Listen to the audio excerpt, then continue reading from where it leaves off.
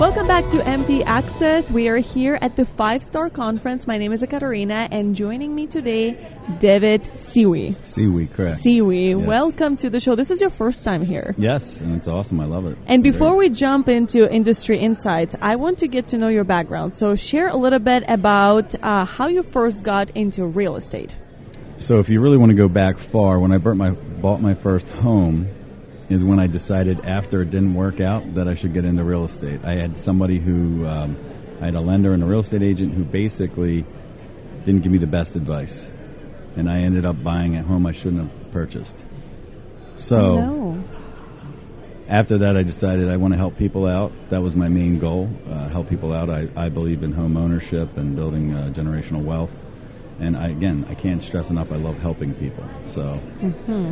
What do you love the most besides helping people about being a realtor and a broker? My favorite thing? First-time home buyers. I love seeing them buy a home.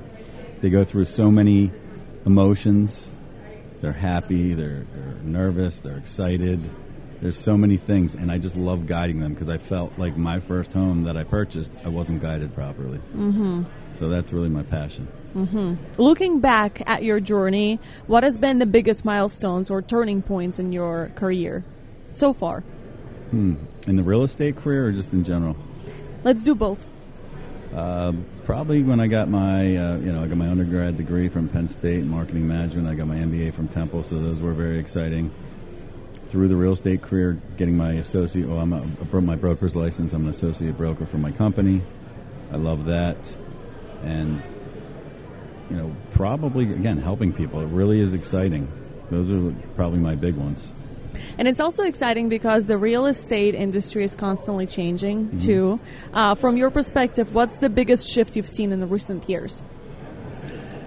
Definitely a lack of inventory. I'm sure everyone will tell you that. There is a lack of inventory, especially in my area. I'm in Pennsylvania, New Jersey, Maryland, Delaware. So there are a lot of people who need homes. There's not enough homes on the market.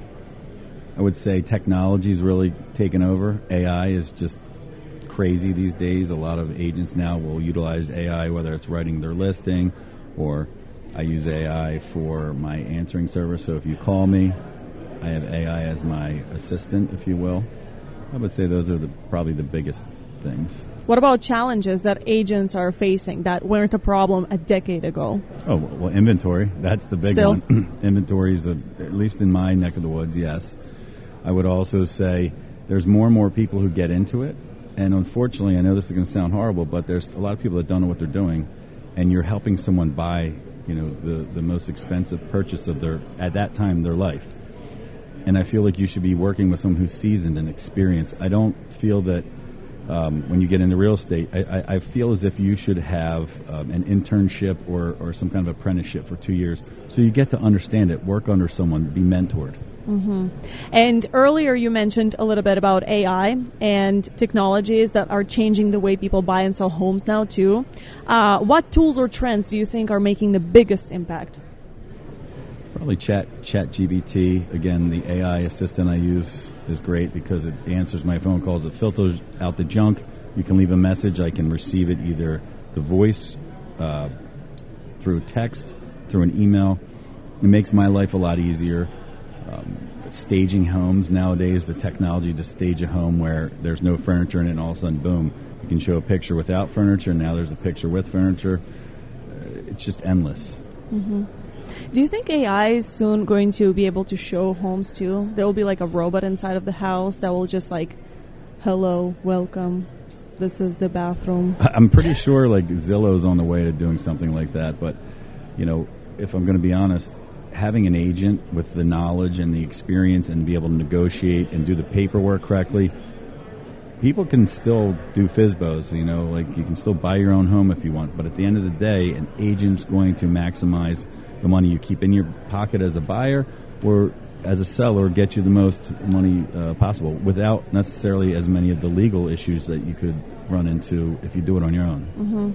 So speaking of that, how do you see the role of realtors evolving within the next 5 to 10 years? I mean, we just have to stay with the times. I tell a lot of the people here today, probably most of the people here are, I would say, older than me, and I'm encouraging them like to embrace AI, embrace technology, because if you don't keep up with it, you're going to be antiquated. And it's the younger generation who's already using that. They're doing videos and TikToks, and you have to stay with that. So it's very challenging because, you know, I don't always have time in the day to just do a video or a post. You know, at some point I'm probably going to have to hire a technology team to just start doing that for me. Plug for you. Thank you. Mm-hmm. So let's talk a little bit about the 5-Star Conference now. Mm-hmm. You are here today, and what does this event mean to you personally and professionally? So this is my first year, and I didn't know what to expect. It's a lot. I mean, I will say there's a lot to do. There's a lot to learn. That's probably one of my biggest takeaways is I'm learning a lot of things. It's always good to keep up with what is trending. So I feel like at this conference, the things that I've learned have definitely helped me be a better agent for whomever I'm working with, whatever client it is. The networking is amazing. I'm meeting people from all over the country. We're exchanging numbers. Hey, if I can help you, you can help me type of thing. Those are my two big ones. I mean, I just met with some asset managers, really nice people. It's been a wonderful experience. They have plenty to do here. This is top notch. Like, whoever put this together, kudos to the entire 5-Star team. It's amazing. I cannot. It was more than I expected. Mm-hmm. What is your top networking advice? How to keep those relationships? You just have to have constant contact, you know, communicate well. Sometimes it's tough because if I'm on the road driving, so I have an earpiece I wear, I make sure I can talk to people all the time. If I'm in meetings like I am today, I check my phone when I have a quick minute. I send back a text, hey, I'm in a conference, I'll get back to you. Communication's always been the biggest thing. It doesn't matter if it's in real estate or in life in general. I mean, you think about it. Relationships end over communication, whether it's a marriage or a friendship. That's the key to everything. And I believe in having good quality communication. Mm-hmm. And you have stayed through all 3 days of the conference.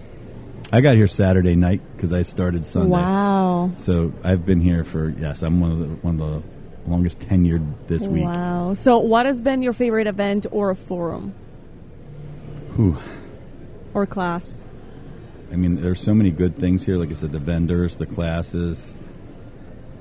Probably my favorite was when they honored the 3 military people. Like, I'm a big supporter of the military. Without them, shout out to the people who serve and protect our country, we wouldn't be here who we are today. I mean, you look at other countries and, you know, I don't have to worry about something happening while I'm sitting here. Absolutely. That was probably very moving, especially the one woman who won on behalf of her husband who had passed away. That was great to see her get that. And then Nolan Turner, he did the first forum I went to, and he just talked about the market. It was amazing what he had to say, and he brought data to back it up. I mean, that's kind of where it's at, and he's proof in the pudding. Mm-hmm. And yesterday I was actually walking around doing on-the-floor interviews here too, and I asked people very important questions about the 5-Star Conference. Coffee or tea to get you through these days? Neither. I do not do caffeine. I've never had a sip of coffee. And tea, I will only have tea like if I go to a restaurant maybe. So no, I drink water or club soda. What? Yes. I don't do any drugs. I don't do any caffeine. I mean, I know I'm pretty boring. I'm pretty plain Jane, I guess, but no. No, you're just healthy. I don't know about that. I mean, if you saw what I ate last night at the 3 different parties we had to attend, yes. So over your career, what's one lesson you've learned that you wish you knew starting out? Oh, there's so much. Probably one of the things, when you get into real estate, they make you take a test. So you have to study, you take 2 classes, at least in Pennsylvania. And I've learned that what you study for is not what real estate's about. It's just not it. You really should have to have that mentor and have that apprenticeship that I was speaking of, because without that, you don't know what you're doing. Like, no one teaches you things. A lot of times in real estate, it's everyone for themselves. And if we can help agents and make our industry better, there's plenty of opportunity out there. I think people don't realize, like, you know, in Philadelphia, where I'm from, on one block, you could have 50 row homes on one side, 50 on the other. If all 100 of those homes decided that they wanted to sell today and buy a house, I couldn't possibly do that on my own. There's plenty of opportunity. But I think they need to weed out people that don't know what they're doing and then give people mentors. Mm-hmm. What advice would you give to new agents or brokers who are just entering their career and market right now? Network. It's the biggest thing I tell everyone. Networking, building relationships, talking to people. I mean, I'll give you an example. I didn't know who you were. I was walking by here a couple days ago, and I literally saw, we kind of, our eyes hit at the same time, and I said, oh, did you want me to do a podcast? And you were like, sure. I mean, it wasn't planned. Now we're here having a podcast. Mm-hmm. All because I made a conversation. I don't care if you're introverted or extroverted. Have the conversations, talk to people, network, meet people, hand out your card, tell people what you can do, show what value you bring. I think that's important. For realtors who want to stand out in today's competitive environment, what do you think makes the biggest difference? Well, if you're new into it, it's going to be tough because, like what I say, is you're buying the biggest picture of life. You're going to hire, your cousin John, who just got his license, has never helped someone buy or sell a house before. So I would say, join up with somebody who's got the experience, who you can say, hey, we have 20 years of experience between us. I'm licensed in 4 states, so if you partner up with me, we now can service 4 states. That's a big thing. You have a very large experience in real estate. What has been your proudest moment in your career? My proudest moment in my career. Wow, that's going to be a good one. Actually, one of them, I have a friend who came from Moldova, and he was here for 7 years, and he decided to buy a home. Now, there are people who have lived here in the United States their entire lives, and they've never purchased a home. Mm-hmm. And I believe in helping people. And another proud moment, just recently I had someone a couple months ago, about a month and a half, 2 months ago, 68-year-old woman in Philadelphia bought her first house. She was crying. She thanked me up and down. Every once in a while, like once a week, she'll reach out and say, happy Wednesday, or thank you so much, have a blessed day. That's what I love. Mm-hmm. It's the little things. It's again, helping people. It's not, don't get me wrong, I love to sell $1 million homes, but at the end of the day, it's about making people happy and giving them home ownership, and that's what I really am passionate about. And with that, I have a next question. Are there any misconceptions people have about realtors that you agree with? I mean, they think we get overpaid. I don't think that's true at all because, I sign you up today as a client. We go out, look at houses. If you don't buy a house, I didn't get paid. I think that's a misconception. All the time and money that goes into it is a misconception. So those are myths. As far as a fact,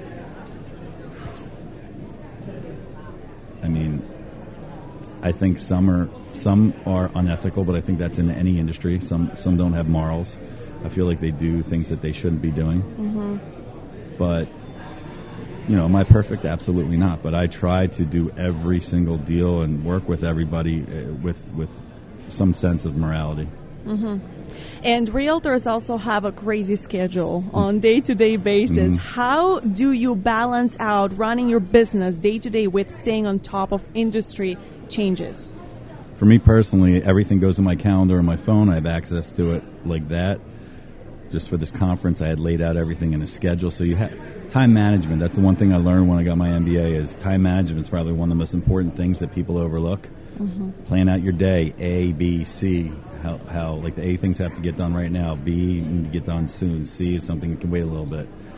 I set alarms on my phone so I don't miss things. Like to come here, I had an alarm. I got unfortunately tied up a little bit at the last interview, but I ran up here as quick as I could, and we're here now. So that's probably the biggest thing is just time management. Mm-hmm. And what role do you see mentorship playing in helping new brokers and realtors succeed? I can't stress it enough. If someone's been in this for a while, give back. I'm all about the give back. I used to teach at Penn State and Temple. I didn't get paid a lot to do it, but it was a passion of mine. I loved it. I enjoyed it. And what I would say is give back what you've learned. Pass the knowledge on to the next upcoming generation or whomever it is. I think that's really important, and I think a lot of agents don't do that. Mm-hmm. And on a personal note, what keeps you motivated every day to continue serving clients and being involved in industry events like the 5-Star Conference? What keeps me motivated? Well, first and foremost, I'm motivated because I have to pay bills. Right? So let's get that off the table. That doesn't. So aside from that, what motivates me, it just drives me, is I love. It's almost like the success of it, and again, going back to helping people out. That really motivates me. I love knowing, hey, I'm going to help you buy your house today. I'm going to help you sell your grandmom's house so that she can live out the rest of her years with you. Those things really do motivate me, and I truly believe that. It's not just a say, it's a feel, and that's exactly how I feel. Mm-hmm. And money. Well, the money, again, I started with money. I'm not going to lie. I do go to work to make money. But if I can help people along the way, definitely that is my number one goal. And looking ahead, what excites you the most about the future of your career and the real estate industry as a whole?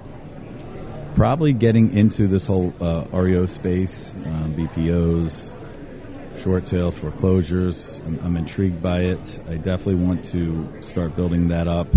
I would like to do more flips, like flip properties. I enjoy that. Maybe one day get into some kind of new construction at some point if I can get the right group of people together.